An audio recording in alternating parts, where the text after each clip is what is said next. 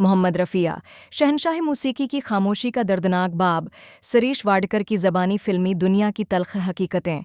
रफ़ी साहब जैसे अजीम गुलकार, जिन्हें लोग दुआएं देते थे, जिनके आगे बड़े बड़े म्यूज़िक डायरेक्टर्स झुकते थे, उन्हें 8 से 9 साल तक घर बैठा दिया गया। ये बात मशहूर गुलकार सरीश वाडकर जी फिल्म इंडस्ट्री की ज़ालमाना हकीकत बयान करते हुए कहते हैं। रफ़ी साहब, क्या अल्फाज थे यार। लोग कहते थे, यार तेरा रफ़ी ख़राब हो गया।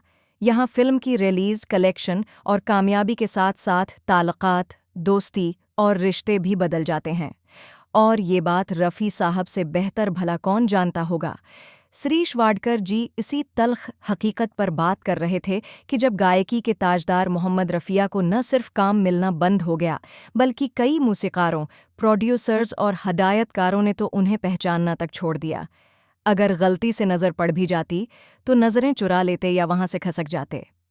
एक ऐसा शख्स जो हर किसी की मदद करता, जिसका दिल साफ था, जो दुश्मनी से पाक था, उसके साथ ऐसा सलूक। रफ़ी साहब के लिए ये बेहद तकलीफ़दह वक्त था।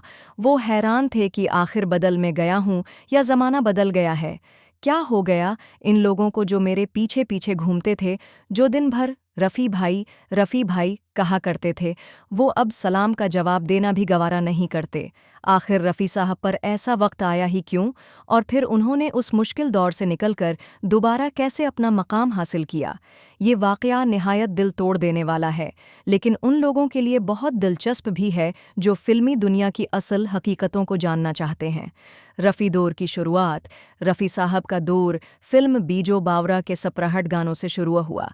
इस दौर को रफ़ी युग, रफ़ी अहद इसलिए कहा जाता है क्योंकि उस वक्त उनके मुकाबले का कोई भी गलोकार नहीं था। अगर किसी साल 5 मर्दाना गाने बनते तो उनमें से 4 तो रफ़ी साहब ही के गाए होते।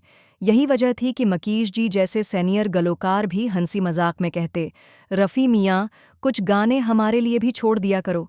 ये तो खैर मजाक की बात थी, मगर सच यही था कि उस वक्त मेल सिंगर का मतलब सिर्फ एक ही शख्स होता था, मोहम्मद रफ़िया। जिन्हें गाना सीखना हो, गलोकार बनना हो, उन्हें कहा जाता था, मोहम्मद रफ़िया के गाने गाओ।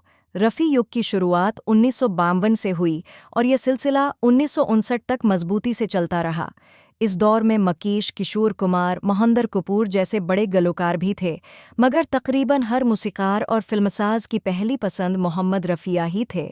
रफ़ी साहब की खासियत, उनकी सबसे बड़ी खूबी,